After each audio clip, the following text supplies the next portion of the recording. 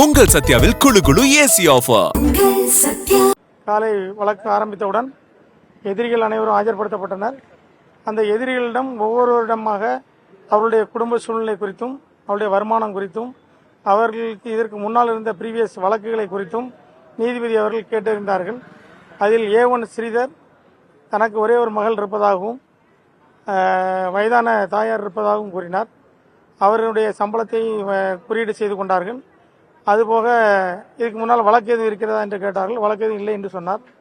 அதன் பின்பு எனக்கு கையில் அடிபட்டிருக்கிறது, என்னுடைய விபத்தில் எனக்கு பிளேட் வைக்கப்பட்டிருக்கு, என்னோடய வயது 61 ஆகிறது, ஏன்னா என்னுடைய தண்டனையை நீங்கள் கன்சிடர் பண்ணணும், நான் எந்த தவறுமே செய்யலை அப்படின்னு அவர் சொன்னார். கடைசியில் எனக்கு குறைந்தபட்ச தண்டனை வழங்குங்கன்னு சொன்னார்.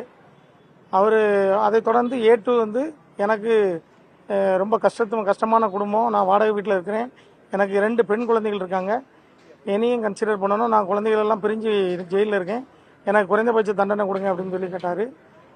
உடல் நலத்தில் எனக்கு பேக் பெயின் இருக்குது அப்படின்னு சொன்னார்.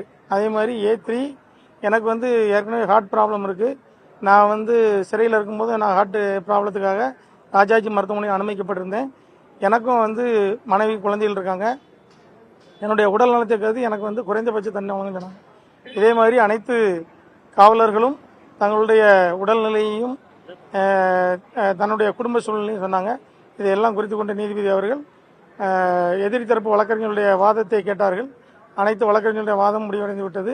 அதனைத் தொடர்ந்து பாதிக்கப்பட்ட குடும்பத்தினருடைய பெனிக்ஸோட தாயாருடைய கருத்தை கேட்டார்கள். அந்த அம்மாவும் நடந்த விஷயங்களும் தனது மகனுக்கும் தனது கணவருக்கும் ஏற்பட்ட காயங்களை குறித்தும் அவர்களை சித்திரவதை செய்தது குறித்தும் அவர்கள் நீதிபதி கூறினார்கள். அதனைத் தொடர்ந்து விக்டிமோட வழக்கறிஞர் ரூபஸ் அவர்கள் அந்த ரேர் கேஸ் என்பதை பற்றி மிக விரிவாக எடுத்துரைத்தார். சிபிஐனுடைய வழக்கறிஞர் உச்சநீதிமன்ற தீர்ப்புகள் 5 தீர்ப்புகளை மேற்கோள் காட்டி நீதிபதிகளிடம் இது ஒரு ரேர் கேஸ், இதில் உச்சநீதிமன்றம் தூக்கு தண்டனை விதிக்க வேண்டும் என்று வலியுறுத்தியுள்ளதாகவும் இதுபோன்ற கஸ்டடியல் டார்ச்சர் வழக்குகளில் கருணை காட்ட வேண்டிய அவசியம் இல்லை என்று கூறியிருப்பதாகவும் சிபிஐனுடைய அரசு வழக்கறிஞர் மிக சிறப்பான தனது வாதங்களை எடுத்து வைத்தார்கள்.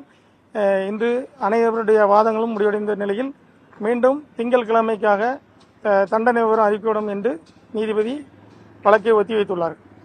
மாநில அரசு என்ன பதில் இல்லை, அந்த அறிக்கையை நீதிபதி அவர்கள் இங்கே நோட் பண்ணல, ஆனால் அறிக்கையெல்லாம் விட்டது.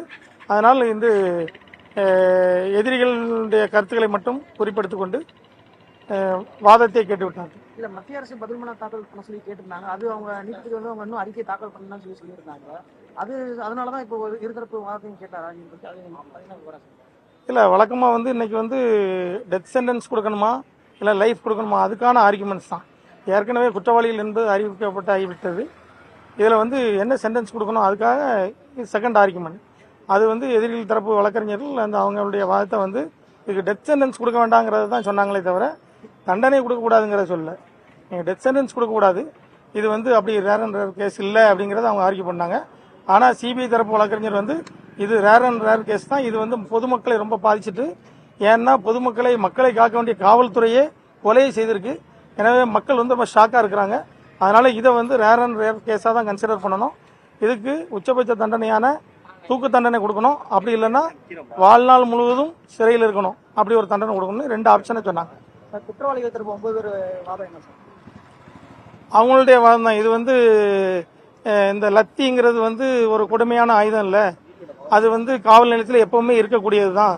அதனால அவங்க வெஞ்சன்ஸோட ஆயுதங்களெல்லாம் எடுத்துட்டு வந்துலாம் தாக்கலை, அது ஆக்சுவலாக அங்கே இருக்கக்கூடியது அப்படின்னு சொன்னாங்க. அதுக்கு விக்டிம் தரப்பு வழக்கறிஞர் சொல்லும்போது, அப்போ அங்கே துப்பாக்கியும் தான் இருக்குது, துப்பாக்கி வீசி சுட்டுறலாம், நீங்கள் தொடர்ந்து அடிக்கும்போது உங்களுக்கு திருந்துறதுக்கு வாய்ப்பு இருந்தும் நீங்கள் அவங்க துடிக்கிறாங்க அழுறாங்க, அப்பவும் நீங்கள் நிறுத்தலை, துப்பாக்கி சுட்டா கூட ஒரு செகண்டில் உயிர் போயிடும், ஆனால் நீங்கள் தொடர்ந்து அடிக்கிறீங்க, அப்போ அது நிப்பாட்டி அடிக்கிறீங்க, ஆனால் நீங்கள் திருந்தலை, அப்போ உங்களுக்கு ஒரு இன்டென்ஷன் இருக்குது அவங்கள கொலை பண்ணணுங்கிறது தான் அப்படிங்கிறத சொன்னாங்க.